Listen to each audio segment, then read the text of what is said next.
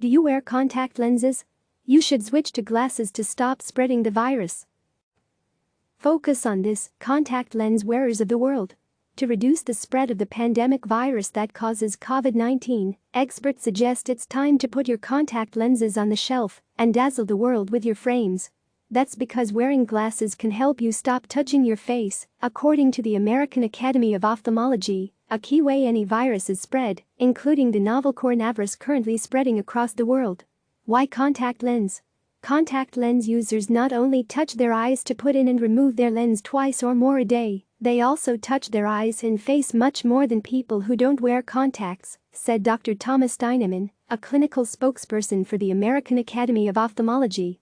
You touch your eye and then you touch another part of your body, said Steinemann, an ophthalmologist at MetroHealth Medical Center in Cleveland, Ohio. You rub your eyes, then rub your face, scratch your face, put your fingers in your mouth, put your fingers in your nose, he added. Some people are not very hygienic and may have forgotten to first wash their hands. Glasses may also provide a tiny bit more protection from any coronavirus virus particles floating in the air, Steinemann said, although it's more likely that you'd be infected via your mouth and nose than your eye. While critical for any health professional taking care of patients with COVID-19, for the rest of us, it's just another preventative, another way in which you can add a filter to help yourself stay away from a coronavirus, Steinemann said. In case you're wondering, it's not likely you can get the novel coronavirus or any virus from the eye itself. Can you end up with COVID-19 from the virus entering through the eye? Theoretically, it's possible, but we have no proof of that, he added. It's possible, I guess, but I've always thought that was a bit of a stretch, said infectious disease expert Dr. William Schaffner, a professor of preventive medicine and infectious disease at Vanderbilt University School of Medicine in Nashville. Pink eye connection. What's more likely is that this new coronavirus could cause conjunctivitis, a highly contagious condition also known as pink eye.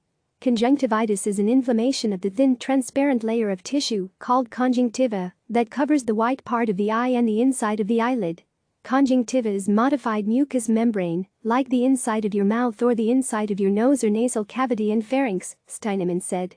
It's moist and nice and hospitable for viruses. In fact, there's lots of organisms that can stick very readily to your conjunctiva, or for that matter, stick on a contact lens that is also resting on your conjunctiva, he added.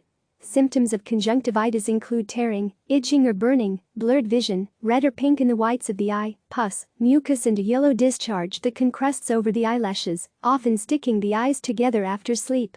Reports from China and around the world are showing that about 1% to 3% of people with COVID-19 also had conjunctivitis. This is concerning because the coronavirus can spread by touching fluid from an infected person's eyes or from objects that person has touched which then carry the fluid. The news caused more than a dozen national eye organizations to tell ophthalmologists to stop seeing patients for anything but urgent or emergency care, such as eye injuries. That includes both office and surgical care. Each of us has a societal responsibility to not function as a vector of a potentially fatal disease, the Academy said in its announcement.